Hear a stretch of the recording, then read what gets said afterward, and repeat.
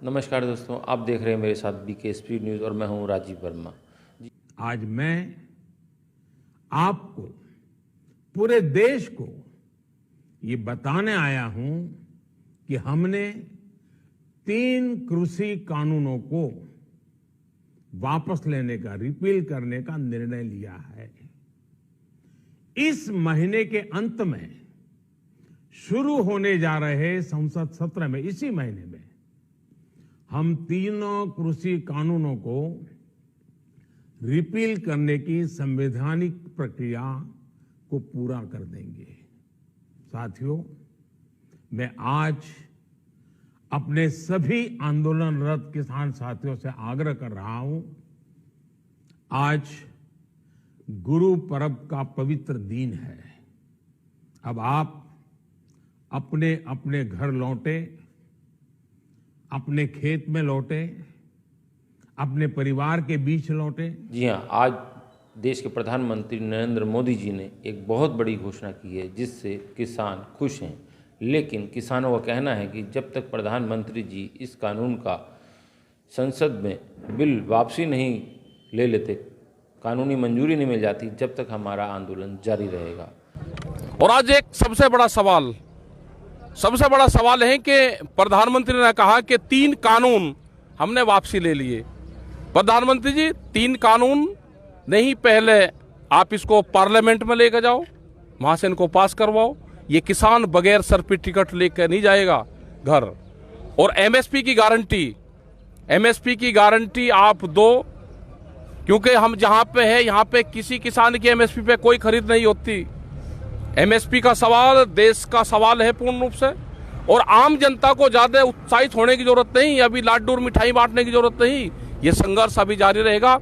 आज हमारी संयुक्त मोर्चे की 9 मेंबरी कमेटी की मीटिंग है जो सिंगू बॉर्डर पे है, जो हमारा हेड ऑफिस है। उसमें पूर्ण रूप से फाइनल डिसीजन वे लेंगे, पूर्ण रूप से फैसला वहां पे होगा। तो आप सब चीज ध्यान लगा के रखें। हम पाल घर में हैं, आज यहाँ से रात को हम आएंगे और सुबह ही वहीं बॉर्डर पे जो गाजीपुर बॉर्डर है उस पर हम रहेंगे।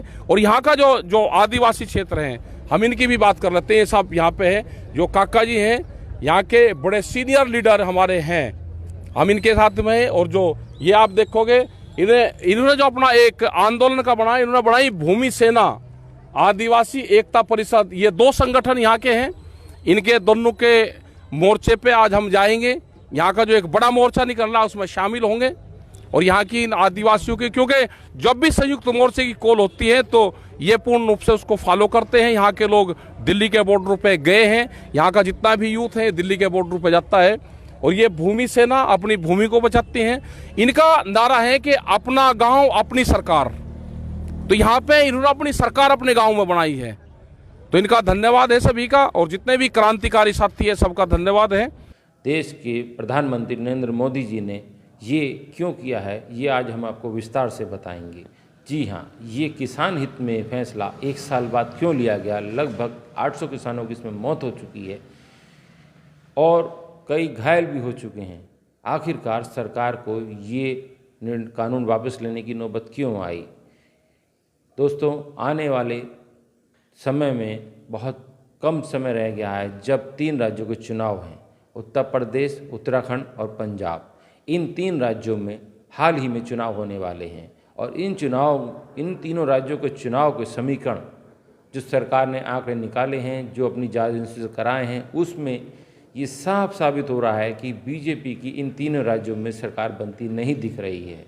इसी का खामियाजा देखते हुए प्रधानमंत्री नरेंद्र मोदी ने आज गुरु पूर्णिमा पर, जिसे गंगा स्नान भी कहा जाता है, तीनों कृषि कानून वापस लेने की घोषणा की है।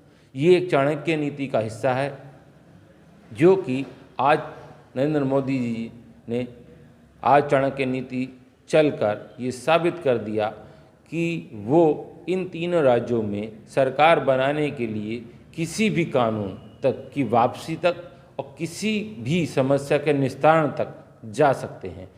दोस्तों, सबसे बड़ी बात यह है कि विभागीय मंत्री या गवर्नर या और भी अन्य नेता जो कैबिनेट में होते हैं, लेकिन जो भी बड़ी घोषणा होती है, चाहे वो नोटबंदी की हो, चाहे वो कृषि कानून की हो, चाहे धारा 370 की हो, जितने भी अहम फैसले लिए वो सब मोदी जी ने लिए और मोदी जी ने ही जनता के सामने आकर उसकी घोषणा की और उन कानूनों को मंजूरी दी, चाहे वो तत्काल प्रभाव से हों या वो कुछ समय के बाद हों। लेकिन सबसे बड़ी बात यह है कि विभागीय मंत्री सिर्फ सरकार के सामने बौने साबित होते हैं, क्योंकि जो भी घोषणा करनी होती है वो अधिकतर घोषणा देश के प्रधानमंत्री जी ही करते हैं, चाहे वो वित्तीय संपत्ति का मामला हो, चाहे वो नोटों से संबंधित का मामला हो, चाहे वो कृषि कानून से संबंधित मामला हो। कई दौर की वार्ता चली कृषि मंत्री के साथ, लेकिन उसमें सिर्फ कानून संशोधन की तो बात रही, अधिकारियों के साथ चली कानून संशोधन की बात रही, लेकिन किसी ने भी ये नहीं कहा कि हम कानून वापसी करेंगे। इसकी घोषणा सिर्फ प्रधानमंत्री नरेंद्र मोदी जी ने आज सुबह की है। उन्होंने कहा है कि हम तीनों कृषि कानून को वापस लेंगे। हम शायद किसानों को अपनी योजना अपने विस्तार से समझा नहीं पाए। ये बात नहीं है दोस्तों, ये एक चाणक्य नीति है। चाणक्य नीति कहती है कि आप सामने वाले को ऐसा समझाइए कि उसकी समझ में आ जाए। हालांकि लोगों की समझ में अभी क्यों आ रहा है, सरकार को अभी क्यों याद आया, जब महज से लगभग 3 से सवा 3 महीने ही रह गए हैं, चुनाव होने वाला है और दिसंबर में अधिसूचना भी लग सकती है। आखिर चुनाव के नज़दीक ही सरकार को ये तीनों कानून वापसी लेने की क्यों याद आई कि 800 किसानों की लगभग इसमें मौत हो चुकी है। सरकार को पहले महीने दूसरे महीने में इस समस्या का निस्तारण कर देना चाहिए था। सुप्रीम कोर्ट ने भी इस मामले में दखल दिया, हाई कोर्ट ने भी कहा, उसके बावजूद भी सरकार तस से मस नहीं हुई।